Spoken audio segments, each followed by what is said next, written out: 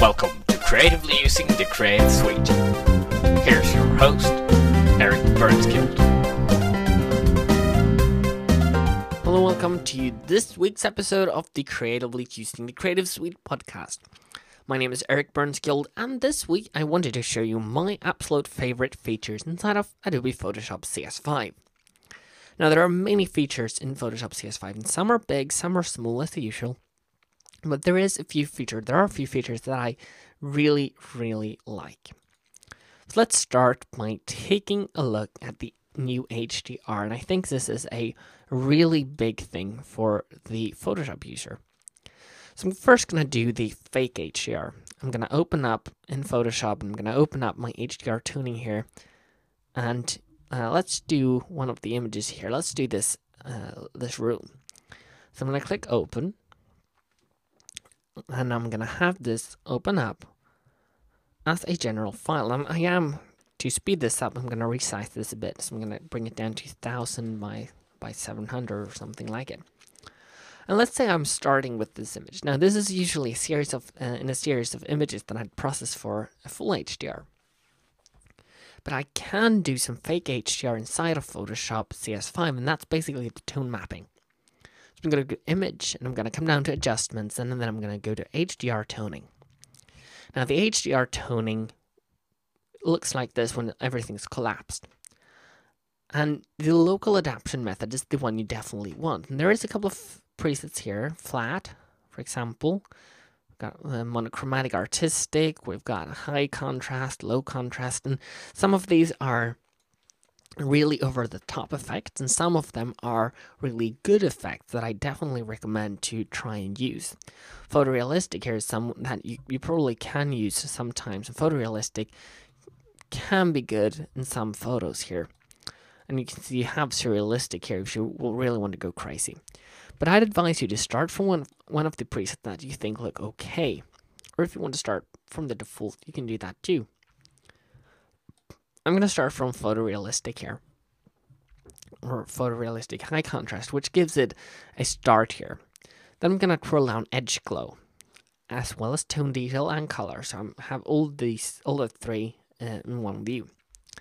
So the edge glow has both a radius and a strength, and that's defining how much the edges in the photo are going to stand out and glow out. So if you can mess with this, as with every setting, this is for messing with. And this can be what makes some of the high contrastness here. You see the edges now are very strong, but they're quite small. So you can try out a setting that looks good. I think this does fairly good. And then you can set the gamma for the image, basically setting the white point, where the white point is going to be. And take some playing around with to get the effect you want. You can also set the exposure if you want to increase it or decrease it. I'm going to leave it set to 0. You can also do the details if you want to draw contrast to the details, increase lights in the shadows or not. Do the same with the highlights. And you can also play around with both the vibrance and saturation of the colors in the image. So once you've got here, we see the really drastic effect that we're getting. It's a very big difference from what we had starting out here. It's night and day. If you want, you can also go crazy. Let's try low radius, high strength. We'll increase the radius, keeping it fairly low here. We can do the gamma fairly centered here. Can slightly have the exposure pretty much that, increase the detail here, and we're really getting to surreal here. And we can do shadows, highlights, anything here, as well as vibrance. Always saturation is a part of a surreal one. So we went from real to surreal in just a few steps. Now it's always easier to make surreal in here, but I think HDR looks absolutely the best when it's done with a realistic approach in mind. So this is just HDR toning. Let me share a few more. So I'm going to cancel out of this. I'm going to close down this image. Next, what I want to show you is healing. I'm going to go and I'm going to select, I'm going to open up one of my images here for healing. So this is an image that I took in a church here, and this was part of a CD recording. And when I was doing this image, I couldn't remove this cable that's hanging around here at the left hand side, but I didn't want it to be in the final image. See, this was back a couple of months ago, and I didn't have access to CS5, so I had to grab out the clone tool and clone this out. Now in CS5, what I can do is I can very quickly and very easily pull out my spot healing brush. Now this, before using proximity match here, I'll show you how it did on this area here. Not so good at all. In fact, it does a pretty harsh job on any area that I tried it on. This was never an option. If I now select Conan Aware, which is by the same algorithms that were in the Conan Aware fill, you see if I do the same area here, doesn't really move much. But if I go over here and I go out here a bit and I drag out over a larger area here, you'll see that it does indeed remove, and it does it quite well. Now obviously I'm doing this with a very big stroke here. I'm removing the shadow here, and I'm using, well, that's because I managed to get a bit of the share there. You'd obviously want to be a bit more precise, careful when doing this, doing it with smaller pencil strokes, doing it from a bit of a distance. But as you can see, this removes it in few very simple steps. And now, because I'm not that very careful with this, you'll see that it is, you can tell that someone's been in here. But had you done this with more care, you'd hardly looked and felt that here on the side there's been a cable hanging there. So the new healing brush with Conan Aware is one of my absolute favorite time-saving features in CS5. Finally, what I want to shed some light on is the new 3D capability. So I'm going to go to File New. I'm just going to create a standard Photoshop default size document. And I'm going to grab some text here. I'm going to create and drag out a 3D box. So once my type tool loads here, I'm going to drag out a little type layer here, which I'm going to say 3D text. And I'm using the font Impact with about 112 point here, just to get a big text here. And I'm going to grab, let's grab a blue color for this. No, actually, let's grab a red. So I'm going to grab a slightly darker red here. And I'm going to go and I'm going to go to 3D, come down to the new repo, say, and I'm going to go to text layer. So what this does is, it's you have to rasterize the text to you, and it's going to warn you that. So if you want to retain editability, you'd have to duplicate the layer.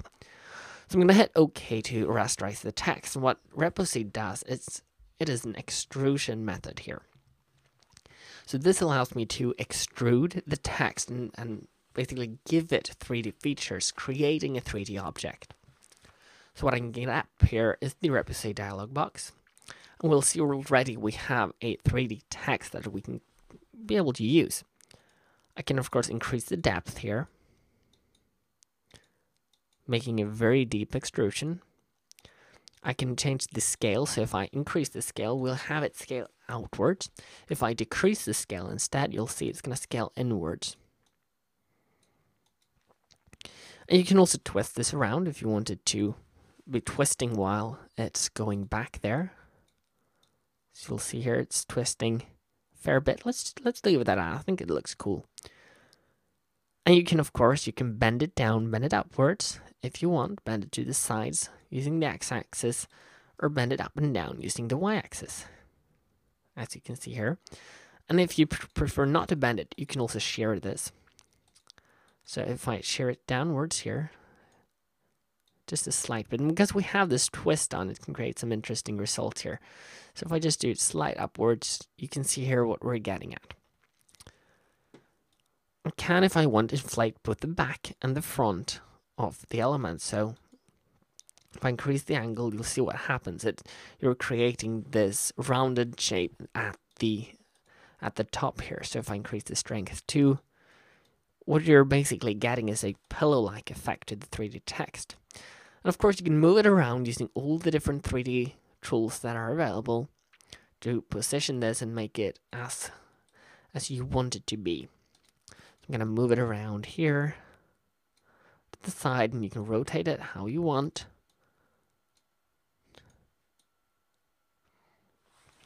So let's do something like this. And finally, we're able to increase and make some lights here. We can do red lights, we can have purple, night, Mardi Gras effect, lush lights, hard lights. You basically have a number of different presets here. For one is fire, which I think can look kind of cool for this text. So I'm going to go with that. You can also select how to view the text from which angles. And I prefer the front, which is also the default. I'm going to go to the default because this is how I set it up. And finally, I can even render this as a wireframe effect, or any number of different rendering settings that I have here. So I can get, and this can get an effect. If I do wireframe, I will get this. So solid and with a wireframe, a shaded wireframe. You basically say I can get any different type of text effect here, illustration, anything. So by doing this, I can really go ahead and get this. And with the mesh quality set higher, which you'll do when you're at a final export, you will get this different effect, which looks very, very, very good. So let's actually drop it down because I don't want that good of a mesh. And so once I've done that, I'm going to hit OK. And it's going to render this out as a 3D object. And right now I can move it around the stage, but I can also at any time go into my 3D options, and I can go ahead and pull this at anywhere I want, and I can pull it in 3D space. And I can also rotate my camera and my camera position, which will get a similar effect here from what we're doing when we're moving it here on stage here. Alright, so that's the repo, so you can create some really cool things in here that you can then work on and create in 3D. And that's also what I wanted to show you. Some of my favorite features is the new HDR, it's new healing using the content-aware algorithm, and we also have 3D objects and text inside of Photoshop CS5. Thank you for tuning into this week's episode of the Creatively Using the Creative Suite podcast. My name is Eric Burnskill, and I'll be seeing you back next week with another episode taking a look at something that probably isn't CS5 only. Bye bye.